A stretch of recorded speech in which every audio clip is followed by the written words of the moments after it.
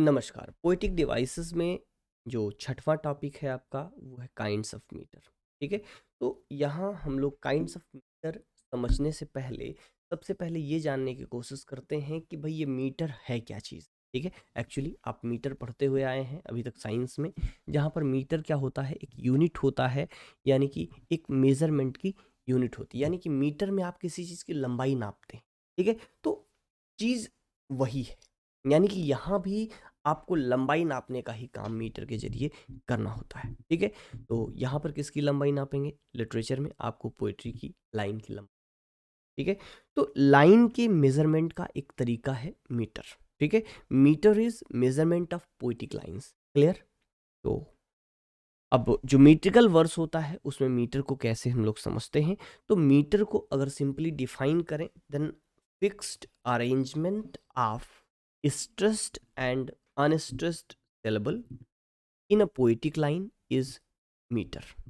ठीक है, मतलब क्या हुआ कि किसी पोएटिक लाइन में जो स्ट्रेस्ड और अनस्ट्रेस्ड सिलेबल का एक फिक्स अरेंजमेंट होता है। देखिए यहाँ पर फिक्स वर्ड पर हमने थोड़ा सा जोर दिया है, ऐसा इसलिए किया है बिकॉज कि अगर ये अरेंजमेंट फिक्स नहीं है, यानी कि मीटर में रेगुलरिटी नहीं है, तो वो मीटर नहीं होगा, वो फ्री वर्स हो जाए। ठीक है, मीटर की रेगुलरिटी होनी चाहिए, यानी कि जो पैटर्न स्ट्रेस सिलेबल और अनस्ट्रेस सिलेबल का एक लाइन में हो वही दूसरी लाइन में होना चाहिए, वही तीसरी लाइन में होना चाहिए। ठीक है, तो जो रेपिटिशन होता है उसी को क्या कहा जाता है? मीटर कहा जाता है। अब रेपिटिशन, ये फिक्स पैटर्न जो होता है वो किसके जरिए होता है? इट इज यूज्ड विद फूट। ठीक है, डिफरेंट फूट्स होते हैं, उन्हीं फूट के जरिए ये पोएट्री में लाइंस में मीटर का एक पर्टिकुलर पैटर्न बनता है, उसे क्या कहा जाता है? मीटर। और उन जो फूट यूज किए जाते हैं और जितनी बार एक फूट रिपीट होता है, पर्टिकुलर पैटर्न क्यों बनता है? जो सिलेबल्स का पर्टिकुलर पैटर्न है, उस पर्टिकुलर पैटर्न को, एक पैटर्न को एक फूट कहते हैं। डिफरेंट टाइप का अरेंजमेंट होता है और उन फूट्स का अलग अलग टाइप का रेपिटिशन होता है। कहीं पर 2 बार एक फूट रिपीट होता है, कहीं 3 बार रिपीट होता है, कहीं 4 बार रिपीट होता है, कहीं 5 बार रिपीट होता है। यानी कि जो सिलेबल्स का फिक्स पैटर्न है या वो फूट है। ठीक है, जैसे आइम्ब है। आइम्ब में ये फिक्स है कि 2 सिलेबल होंगे, पहला अनस्ट्रेस होगा, दूसरा स्ट्रेस सिलेबल। इसी तरीके से ट्रोकी है, उसमें भी 2 सिलेबल होंगे, ये बात फिक्स है। तो जो सिलेबल्स का एक फिक्स फॉर्म है उसको क्या कहते हैं? फूट कहते हैं। और इन्हीं फूट्स का डिफरेंट नंबर ऑफ रेपिटेशन होता है, जिससे कि मीटर फॉर्म होता है। अब जितनी बार ये फूट रिपीट होता है वो संख्या और कौन सा फूट रिपीट हो रहा है इसका नाम दोनों मिलकर के आपका मीटर बना। जैसे इंग्लिश पोएट्री में जो कॉमनली यूज फूट होते हैं वो 5 हैं। कौन कौन से हैं उनका नाम हम आपके सामने बात करते हैं। पहला है आइम्ब, दूसरा है ट्रोकी, तीसरा है स्पॉन्डी, चौथा है एनापेस्टिक, पांचवा है टेक्टाइलिक। ठीक है, ये 5 कॉमन फूट हैं जो कि इंग्लिश पोएट्री में रिपीट होते हैं बार बार। ठीक है,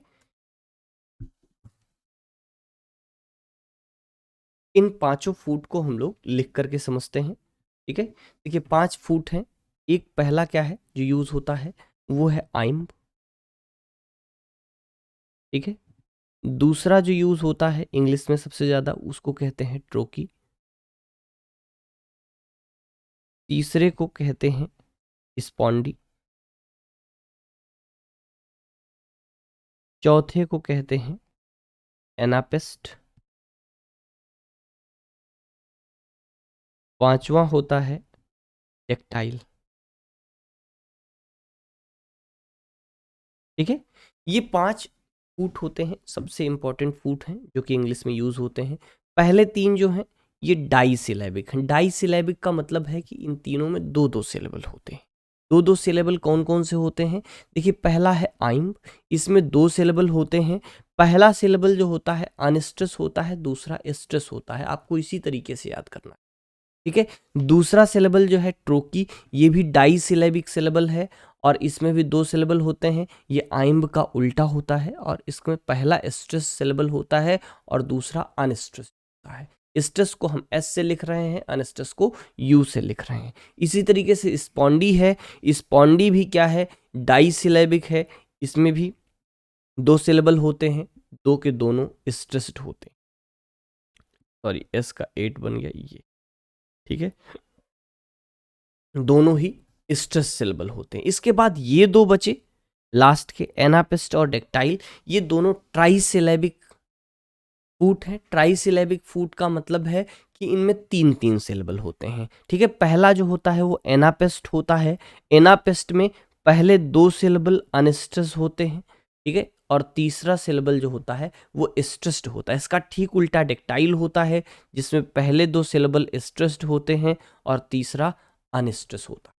ये 5 फूट कॉमनली इंग्लिश पोएट्री में यूज होते हैं और इन्हीं 5 फूट के नाम पर 5 बहुत कॉमन मीटर बनते हैं। पहला आइम्ब से जो बनता है उसको आइम्बिक कहते हैं। ट्रोकी से जो बनता है उसको ट्रोकेइक कहते हैं।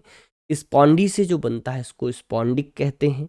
एनापेस्ट से जो बनता है उसको एनापेस्टिक कहते हैं और डेक्टाइल से जो बनता है उसको डेक्टाइलिक कहते हैं। इन 5 फूट से 5 टाइप के मीटर बनते हैं। अब ये फूट जितनी बार रिपीट होंगे वो नंबर ऑफ मीटर हो जाएगा। जैसे अगर 2 बार रिपीट हुए, 2 बार हुए तो इसको डाई, ठीक है, डाई मीटर आगे जुड़ जाएगा। 3 बार रिपीट हुए, ठीक है, चलो डाई मीटर हम कर देते हैं, ठीक है। अगर 3 बार हुआ तो इसको ट्राई मीटर कहेंगे।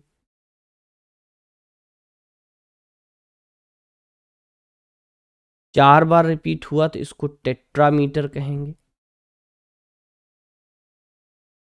5 बार अगर रिपीट होता है तो इसको पेंटामीटर कहते हैं।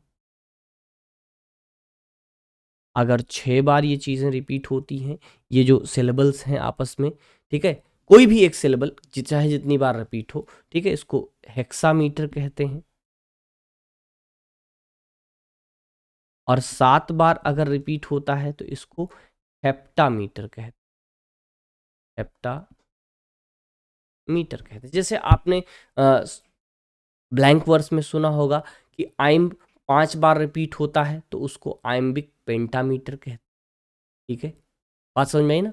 जैसे आइम्ब से हमने क्या बताया, आइम्बिक बनेगा। तो आइम्ब अगर 2 बार रिपीट होता है तो आइम्बिक डाईमीटर हो जाएगा। आइम्ब 3 बार रिपीट होता है आइम्बिक ट्राईमीटर हो जाएगा। आइम्ब 4 बार रिपीट होता है आइम्बिक टेट्रामीटर हो जाएगा। आइम्ब 5 बार रिपीट होता है तो आइम्बिक पेंटामीटर हो जाएगा। और आइम्ब 6 बार रिपीट हुआ तो आइम्बिक हेक्सामीटर हो जाएगा। 7 बार हुआ तो हेप्टामीटर हो जाएगा। इससे ज़्यादा जनरली इंग्लिश पोएट्री में नहीं होती हैं लाइन्स इससे लंबी।